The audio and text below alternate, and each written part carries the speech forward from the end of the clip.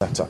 And we're joined now by Michael Adeleye, who is the Human Capital Training and a HR consultant. Thank you for coming on today. Good morning. We're speaking about technical education, which is, a planned program, courses, learning experiences, all adds up to all of those. But, the society sometimes forgets that, look, these colleges actually do exist.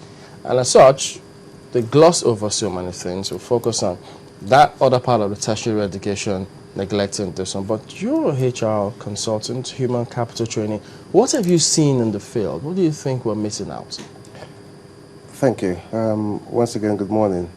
I think I have to buttress what the last speaker who left make some few points on what he said earlier. The last time I came in here, I did actually lay emphasis on the our technical schools in this country. And if you look around what we have, which is actually becoming systemic, talking about unemployment, the number of people, graduates who couldn't find employment for themselves. There is not, university, like I always say, and I've been advocating for, it's not for everyone. If everyone wants to go through university, of course, we've been seeing over the years, turning out thousands and tens of thousands of them coming out of education, but without employment. Now, our technical skills should be one of the basic fundamental areas where the government should look into. Now, I mentioned the last time I was here, and I spoke about where all these technical artisans or people who should be part of the society that could create employment and perhaps become employer of labor. We don't have them. Now, if you talk about, if you want to build a house now, for example, you will be so surprised that majority of the people that could put in the finishing into that building are not Nigerians. If you talk about the tilers, talk about professional plumbers, electricians, and so on and so forth. Now, gone are the days we used to have our technical school, like I mentioned the last time, where they go in there to study tiling, plumbing, electrician, and so on and so forth. We don't have them anymore. Now, the question is, why are we having these problems? The government have to be blamed, the parents have to be blamed, and society as well, because there is this discrimination between people that goes to universities, people that goes to polytechnic, and people that goes to technical schools. Now, if you go to university, they're going to look at you as a first-class person in the society. If you go to, let's say, the technical school, they're going to look at you as something different. Now, forgetting the fact that each of these sectors are being set up for various purposes. The technical school should obviously be complementary to the university sector. Now, if we have all these people going to study this technical, skills, we wouldn't have all this unemployment menace, but that's actually going through the system now. But in spite of all of this, we still have technical colleges. You have the government ones, I think you have private ones, but I'm not sure. But you have these schools that are still out there. So could it be we're looking at the wrong places, or that the ones that exist, maybe their prices are completely different up there from those ones down there? The emphasis that was laid on the technical schools then weren't there anymore. Because looking at in the last few years back, when the society and the government are talking about education, the main focus has always been on universities. Have you ever seen the government or the ASU or whatever talking about technical schools? No. It's gradually been phased out, which I think the government should begin to overhaul the system and begin to lay more concentration on these technical schools, because they are actually the foundation of any developing country. Actually, we have seen the government talk about technical schools. In fact, was it this year or last year, the Minister of State for Education paid a visit to one of the technical colleges in the United Kingdom and was talking about how they intend to revive technical colleges here and, work in partnership with the technical colleges abroad. But we haven't seen any of that materialize. What do you think could be, the cog and the wheel of progress of that particular idea. It's one thing, you see, in this society, we're fond of saying we want to go somewhere to try to emulate the good thing that happens over there. They will go there, they will come back and tell everyone that we've seen that we're trying to implement this in the system. But that's where it ends. So obviously, that is why I keep saying the government needs to really look into all this catalog of issues and begin to work on it and implement to ensure that when they actually says, we've seen this, we want to implement it here, there should be a system in place to actually begin to work around it to make it effective. You know, you talked about the role of parents and the role of society, you know, in terms of pressuring students to, or their wards and children to want to go for university education. And you talked about how, you know, people are treated differently. But some people will say that it just boils down to an issue of self-esteem and, you know, how solid the basic education was. And so if your basic education was strong enough so that you learned the basics and you're able to speak or communicate with even your peers and no one will be able to know the difference, maybe the differentiation wouldn't be so bad.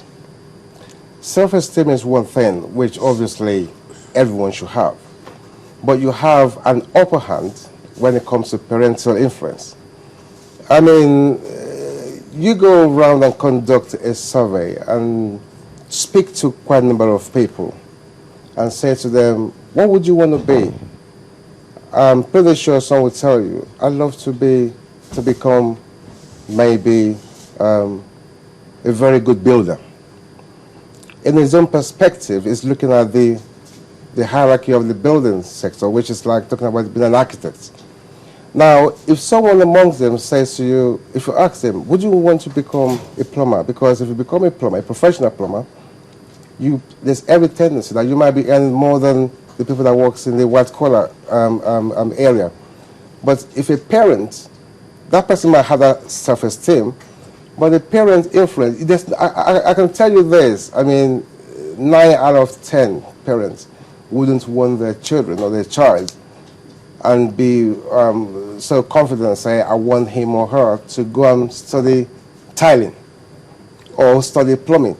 What they want to say is, I mean, I want them to become a doctor, I want them to become a lawyer, and so on and so forth. Do you also think that it could also be the price attached to the value of, let me describe it better, and say the value attached to the work that these people contribute, you know, to our society? So that, for instance, if a tiler comes in and says, I'm charging, say, by the hour, I'm going to charge by a square meter, which is what they actually charge, and this is our fee, and maybe to the average person it sounds a little on the high side, do you think that could actually discourage, you know, that person from wanting, I mean, the tiler, for instance, from wanting his own children to go into that same profession?